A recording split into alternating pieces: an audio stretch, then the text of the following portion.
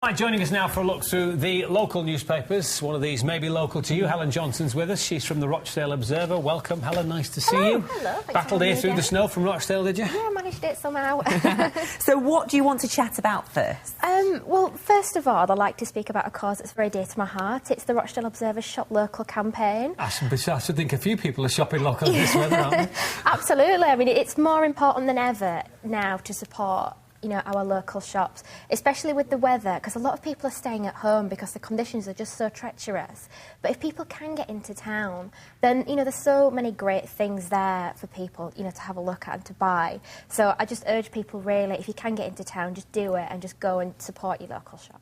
I mean, the very local shops are enjoying actually a booming trade. I mean, little village shops that normally don't Loads see of 2 or 3 people, suddenly it's like 12 people a day because people can't get to the big supermarkets. Just continue doing that, though, when the weather improves. I think the issue, it's a price issue for a lot of people, isn't it? And also convenience. Yes. But we'll move that aside, but price issue is that we're looking for a competitive price, and really that's what we need our local shops to be, is competitive, isn't it? And I think a lot of them are offering that, to be honest. I mean, just sort of, going around Rochdale yesterday and kind of having a look in some of the shop windows, some of the offers that we've got are absolutely fantastic, and, I was really, really impressed with it, and it's, better than you're going to get in a big department store. So if you can brave, the weather, I mean, to be honest, the conditions are quite difficult at the moment in Rochdale, especially in the town centre, which has been another big issue.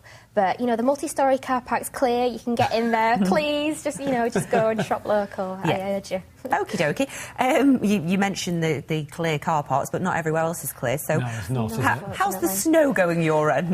It's not particularly brilliant, to be honest. There's actually been a cross-party call for a bit of investigation into what's gone on, because the roads are still, especially the smaller ones, are still quite badly affected by the snow. Again, something else that's having a knock-on effect on businesses. I mean, the main roads, they're absolutely fine, but it's just those smaller streets, and people aren't happy about it, to be honest. So is it complaints of lack of gritting and the like? Yes. I think, it's not just the case in Rochdale. I think it's all over Greater Manchester at the moment. Well, you're right, actually. In Macclesfield, one of the councillors is saying it's been a nightmare.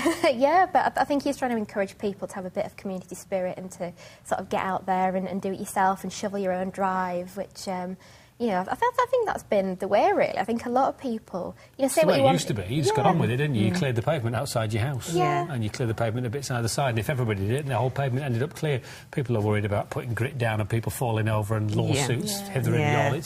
It shouldn't be that bad. You should just get on with it, really, shouldn't you? But that aside, residents in Macclesfield on one road, Sherwood Road, they've all got together, haven't they? And there's sort of a very good community spirit there. I think they've all been, mucking in and helping each other out. So, that's a nice local one. They've cleared their own and helped the neighbours. Well, good for them. Yeah, the Dunkirk spirit is shining through in Greater Manchester, isn't it? Are we talking about a girl who had her hair cut off? Oh, yes. It's a lovely story, isn't it? This is Holly Tucker, isn't it? Tell me about Holly Tucker. She's a 14-year-old girl, and basically her cousin was treated at the Christie Oncology Unit.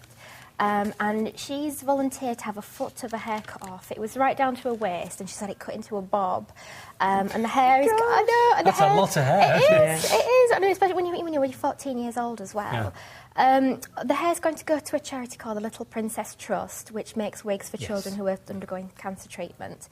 And her school's actually managed to raise more than £200. I don't think it's too late if anybody else wants to sponsor her. Or get the haircut. It's a new charter academy. It's the Greenhurst campus, I believe, where she attends. Hats off to them. Yeah, absolutely. Yeah. It's a novel one, because we always get a bit bored by calendars, don't we? Yes. So we like that one. We like novel ways of raising money for charity. We've not got much time, my love, but quickly, people have been clearing undergrowth in Stockport and revealed an interesting street. Stringer Street steps. It's a hard one to say.